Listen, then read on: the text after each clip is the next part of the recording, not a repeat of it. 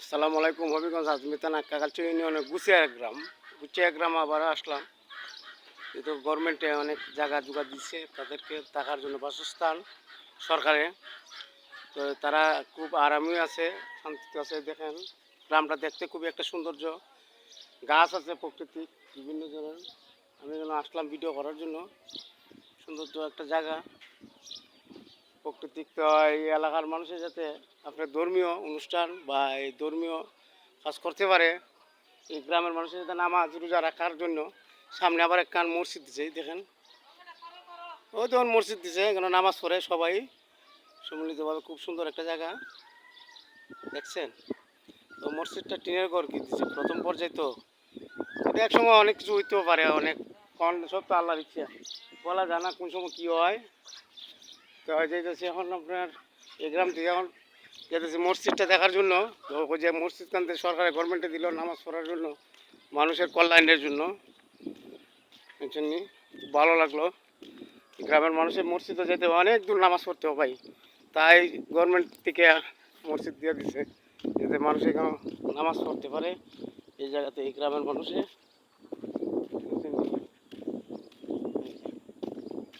দেখছেন, এই দেখেন মসজিদ কান্তে দিল, ভালো লাগলো। এটা আপনার দেখছেন ধর্মীয় অনুষ্ঠান করে, নামাজ পড়ে 5 ওয়াক্ত।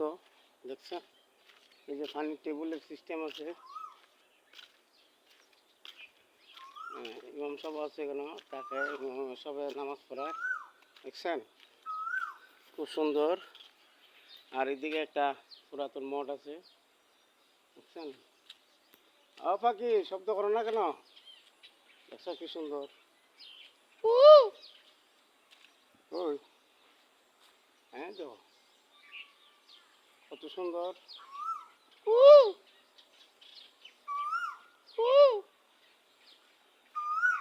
আসলে ভাই পাখির শব্দ খুব ভালো লাগে শুনতে। যখন আসলাম ওই পাখিটা কি বলে দেখি, কেন ঢুকতেছে পুরাতন একটা জায়গা। তো জায়গাটা একটা ভয়ানক, যদি ভয়ানক হয় তারপরে জায়গাটা ভাই আল্লাহ প্রকৃতির দান, সৌন্দর্য। বুঝছেন নি, আর আল্লাহ তো দান করছে যত ভয়ানক জায়গা হোক না কেন।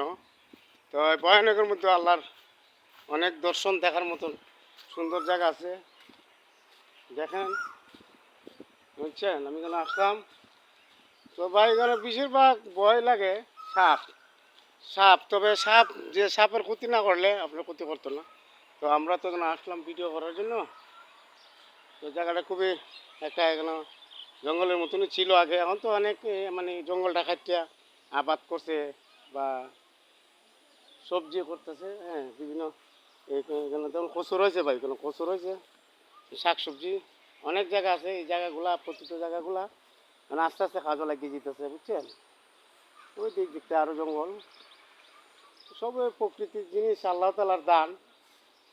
সবগুলো হলো আল্লাহ তালার দান, দানের কোনো শেষ নাই। কারণ পৃথিবীর মধ্যে আল্লাহ সাজাইছে বাগান, উনি বুঝে, উনি রহমান রহিম, উনি বাগানের মালিক।